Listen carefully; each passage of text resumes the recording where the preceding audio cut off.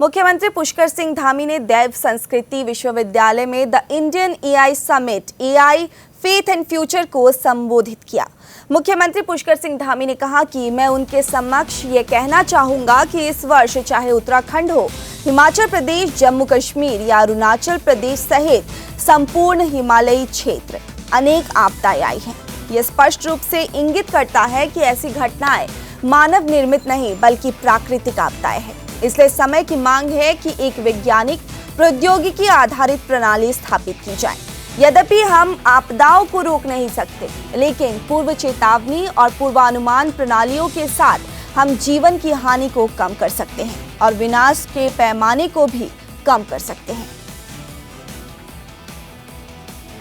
मेरा सौभाग्य है कि आज मेरा जन्म दिवस भी है और इस जन्म दिवस के रूप में जिन्होंने हमेशा एक हमको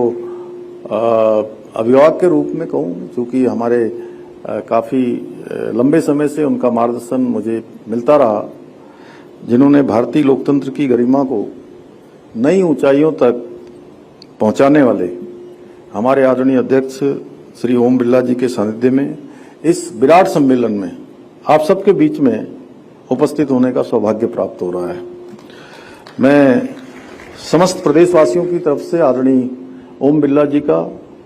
भी हृदय से स्वागत करता हूं, उनका अभिनंदन करता हूं।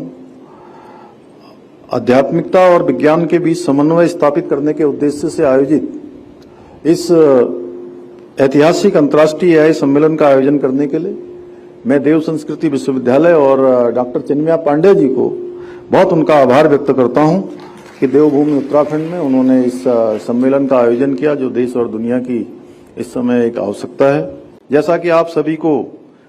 भली भांति मालूम है कि आज समूचा विश्व जलवायु परिवर्तन की चुनौतियों से जूझ रहा है। चूंकि आदरणीय लोकसभा अध्यक्ष जी यहाँ पर हैं,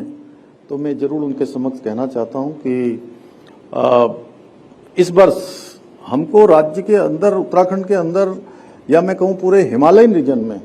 उत्तराखंड, हिमाचल प्रदेश, जम्मू कश्मीर या अरुणाचल नॉर्थ ईस्ट के प्रदेशों, सभी स्थानों पर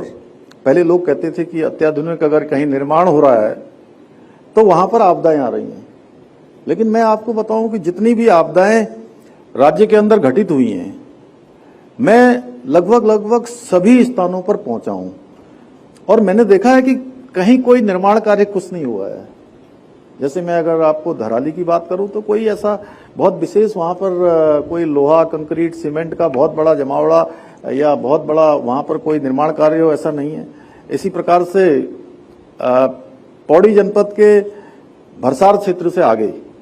पैठानी के पास सैंजी गांव, जहां एक भी निर्माण नहीं है, केवल सामान्य गांव,